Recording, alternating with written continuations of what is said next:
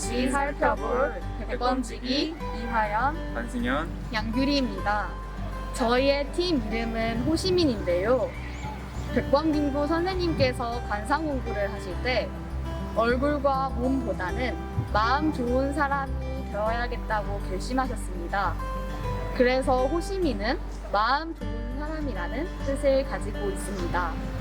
이곳 백범김구 기념관은 우리나라의 독립과 통일을 위해 노력하신 김구 선생님의 이야기가 담겨 있는 곳입니다. 저희와 함께 살펴보실 공간은 기념관 2층, 광복부터 서거, 그리고 효창원 애국선열물려입니다. 그럼 같이 보내보실까요? 김구 선생님께서는 일제로부터 광복을 위한 준비를 다양한 방면에서 진행하셨습니다. 먼저 임시정부 주석으로서 좌우 세력의 통합, 그리고 국가 체계의 기본 토대를 닦으셨어요. 당시에는 2차 세계대전으로 일본, 그리고 나치, 독일의 선전포고를 하셨습니다. 미국, 중국, 영국 등 연합군과 연계하여 전시 후에도 한국이 연합국의 지위를 획득하기 위한 전략이었습니다.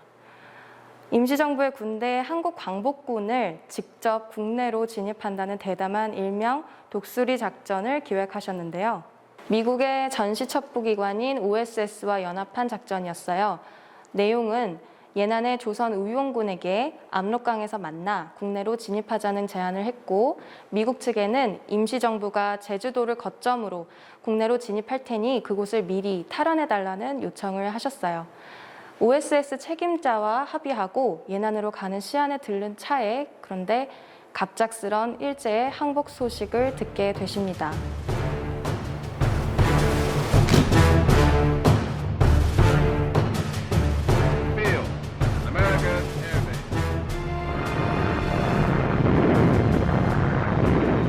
잠도 제대로 못 주무시며 손꼽아 기다렸던 광복은 선생님께서 그리신 모습과는 달랐습니다. 북쪽에는 소련 정부, 남쪽에는 미군정이 들어왔습니다. 미군정은 미국 이외에 어떤 기관도 인정하지 않았고 결국 김구 선생님께서는 임시정부 주석이 아닌 개인의 신분으로 입국하시게 됩니다. 우리 민족이 분단국가로 나뉘지 않고 자주적인 통일국가로 나아가도록 반탁운동과 통일운동을 주도하시기 시작하셨습니다.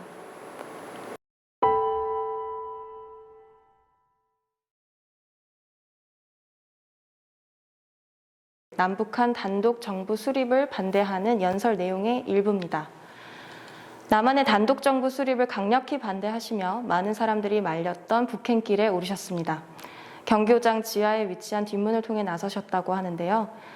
4월 26일부터 30일까지 개최된 남북 요인회담에서 왜군 동시철수와 민주주의 임시정부 수립 등을 결의하여 공동 발표하셨죠. 그러나 미군정은 이를 무시하고 5월 10일 남한만의 단독 정부 수립을 위한 총선을 실시해버립니다. 남북 각각의 정부가 수립되어 둘로 나뉘어 지금까지 이어지게 되었죠.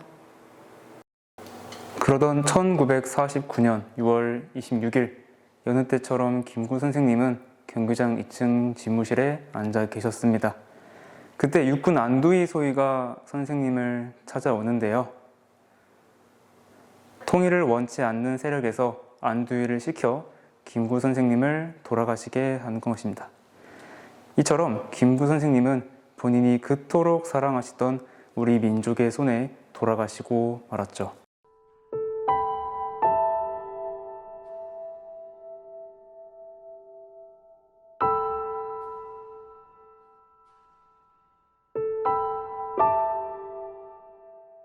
한편 김구 선생님은 이미 이전에 뜻을 함께했던 여러 동지들의 죽음을 마주해야만 했습니다. 그 중에서도 특히 1932년 한인 애국단으로서 상하이 홍코우 공원에서 의거를 일으켰던 매헌 윤봉길 의사와의 일화가 유명하죠. 윤봉길 의사는 의거 전에 김구 선생님을 찾아가 시계를 서로 교환하자고 말합니다. 본인의 시계는 6원어치이고 선생님의 시계는 2원어치인데 이제 본인의 시계는 1시간밖에 쓸 일이 없으니 좋은 시계가 필요 없다는 이유였습니다. 이때 맞바꾸었던 시계는 지금도 윤봉길 의사의 후손 측과 김구 선생님의 후손 측에서 서로 맞바꿔 보관하고 있죠. 김구 선생님이 돌아가셨다는 소식에 많은 국민들이 슬퍼했습니다. 그 또한 그토록 바라셨던 통일된 조국을 보지 못하고 돌아가시고 말았죠. 선생님의 장례식은 많은 국민들이 참여하는 국민장으로 치러졌습니다.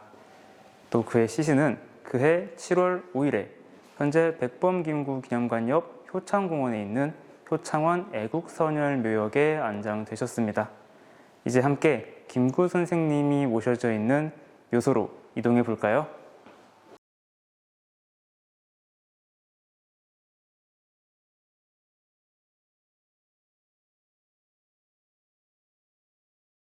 이곳 효창원 애국선열 묘역은 우리나라의 독립을 위해 노력하신 분들의 묘소가 있는 곳입니다. 현재 이곳은 효창원인데요. 원래는 효창묘라고 불렸습니다.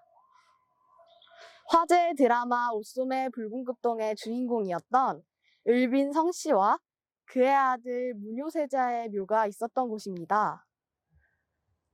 조선의 22대 왕 정조의 첫째 아들 문효세자는 태어난 지 5해를 넘기지 못하고 세상을 떠나게 되고 얼마 지나지 않아 그의 어머니 을빈성 씨도 세상을 떠나게 됩니다. 정조는 이들의 안식처를 풍수가 아주 좋은 곳으로 마련하고 가까이 했습니다. 그곳이 바로 이곳 효창원 애국선열 묘역입니다. 하지만 현재는 이곳에 백범 김구 선생님을 비롯한 독립운동가들의 묘역이 있는데요.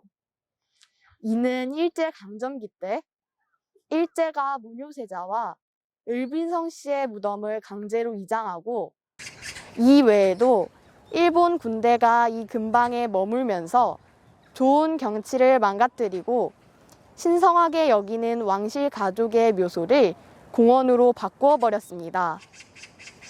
그리고 이곳에 있었던 분들의 묘소를 경기도 고양시 서산릉으로 모두 옮겨버리는 아픈 역사를 겪었습니다. 일제에 의해 훼손된 효창원의 이야기를 듣게 된 김구 선생님은 독립운동가의 유해를 이곳에 모셔오기로 결심하셨습니다.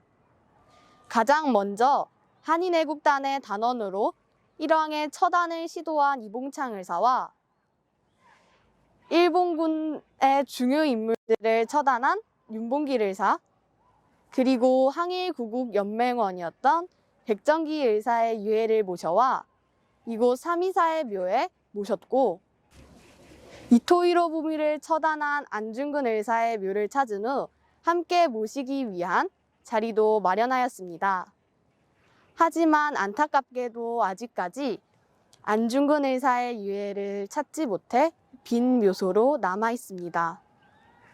또 대한민국 임시정부에서 함께 활동하셨던 김구 선생님이 가장 존경했던 지도자이자 대한민국 임시정부의 주석이었던 이동영 선생, 그리고 임시정부 국무위원이었던 조성환, 차리석 선생의 묘인 임시정부 요인의 묘소도 만드셨습니다.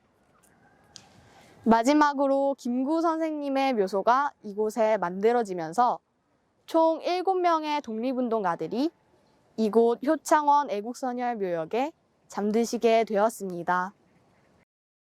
서울에 남아있는 문화와 역사의 흔적들이 우리들의 기억으로 생명력을 잃지 않았으면 좋겠습니다. 더불어 백범 김구 선생님께서 보이신 대외적인 노력 외에 인간으로서 피할 수 없었던 고뇌의 시간 또한 상상해 보시길 바랍니다. 오늘 이 이야기를 통해 백범 김구 선생님을 잊지 않고 기억할 수 있는 계기가 되었으면 좋겠습니다. 지금까지 백범지기 이화연, 한승현, 양규리였습니다. 감사합니다.